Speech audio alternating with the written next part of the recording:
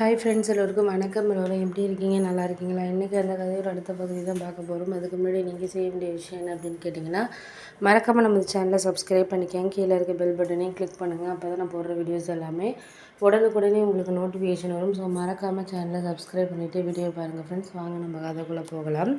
நான் சரி ஓகே, நம்ம அந்த ஹாஸ்பிட்டல்லே ஒர்க்குக்கு போயிட்டு நம்ம ஜாயின் பண்ணுவோம் அப்படின்னு சொல்லிட்டு நான் முடிவு பண்ணேன். ஆனால் அதுக்கு வீட்டில் உள்ளவங்க சொன்னாங்க, முன்னாடி இருந்ததோட இப்போ ஏன் போய் கம்மி சம்பளத்துக்கு நீ ஜாயின் பண்ணுற அப்படிங்கிற மாதிரி எங்கள் வீட்டில் கேட்டாங்க. அதுக்கு சொன்னேன், கம்மி சம்பளமாக இருந்தாலும் நான் ஏற்கனவே பார்த்த வேலையோட ஒரு இது தானே. இங்கே அந்த அளவுக்கு அதிக சம்பளம் உள்ள ஹாஸ்பிட்டல்ஸ் எல்லாம் கொடுக்குற அளவுக்கு இல்லைல்லம்மா. நம்ம ஏரியாவில் இருக்கிற அளவுக்கான ஒரு ஹாஸ்பிட்டலில் தானே எனக்கு ஒர்க் பண்ண முடியும். நான் முன்னாடி ஒர்க் பண்ணது பெங்களூரில். அங்கெல்லாம் 40,000 50,000 வாங்கிக்கிட்டு இருந்தேன். இப்போ இங்கே ஒரு 25,000 கொடுக்குறாங்கன்னா நம்ம ஏரியாவில் அவ்வளோதான் அவங்களால பே பண்ண முடியும். அந்த அளவுக்கு தான் அவங்களுக்கு ஒரு கஸ்டமர் மாதிரி வருவாங்க. பேஷண்ட்ஸ் எல்லாம் அவ்வளோதான் வருவாங்க அப்படிங்கிற மாதிரி சொன்னோன்னே, அதெல்லாம் சரிதாம்மா, இல்லைங்கள இருந்தாலும் இப்போது ஒர்க் பண்ணாமல் இருக்க வேண்டியது தானே, அப்புறம் போய் பார்த்துக்கலாம்ல அப்படின்னதுக்கு, அது எப்படிம்மா இருக்க முடியும்? நம்ம ஏற்கனவே ஒரு வேலை பழத்தை விட்டுட்டு நம்ம இப்போதைக்கு நம்ம அந்த வேலை கிடைக்கலங்கிறதுக்காக வீட்லேயே நம்ம உட்காந்துருக்க முடியாதுமா. அதில் நம்மளுக்கு எது கிடைக்குதோ அதை வச்சு பார்த்துக்க வேண்டியதான் அப்படின்னோடனே,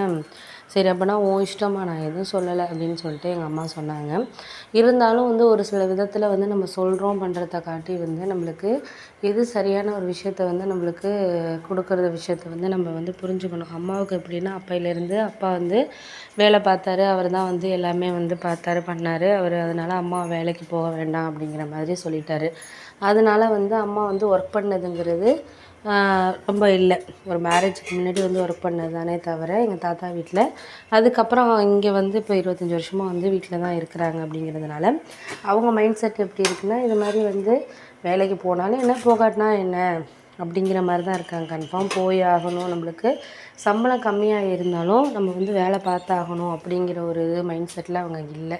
அதனால் அவங்க என்ன பண்ணுறாங்கன்னா, என்னையும் மேரேஜ் தான் பண்ணி கொடுக்க போகிறோமே, எதுக்கு வேலை பார்த்துக்கிட்டு செஞ்சுக்கிட்டு அப்படின்னு சொல்லிட்டு அந்த இதிலே தான் இருக்கிறாங்களே தவிர, வேலை பார்த்தாலும் பண்ணாலும் நம்ம பொண்ணு படித்ததுக்கு ஏற்ற மாதிரி ஒரு வேலை பார்க்கணும் பண்ணணும் அப்படிங்கிற ஒரு இதில் அவங்க இருக்க மாட்டேங்கிறாங்க. அதுக்காக நான் என்னோடய முடிவை நம்ம மாற்றிக்க முடியாது. எனக்கு வேலை பார்த்தாகணும் அப்படிங்கிற ஒரு மைண்ட் செட்டில் உள்ள ஆள். படிச்சிருக்கோம் அப்படின்னா அதுக்கேற்ற மாதிரி நம்ம ஒரு வேலையை பார்க்கணும் பண்ணணும். அது அப்படி இருந்தால் தான் நமக்கால் ஒரு லைஃப்பை மூவ் பண்ண முடியும் அப்படிங்கிற ஒரு மைண்ட் செட்டில் உள்ள ஆளுனா. அதனால் அம்மா சொன்னோன்னே எனக்கு கோவம் வந்துடுச்சு. நான் இருந்தாலும் அம்மா பேசலை. இருந்தாலும் நம்மளுக்கு அவங்களுக்கு புரிஞ்சது அவ்வளோதான்.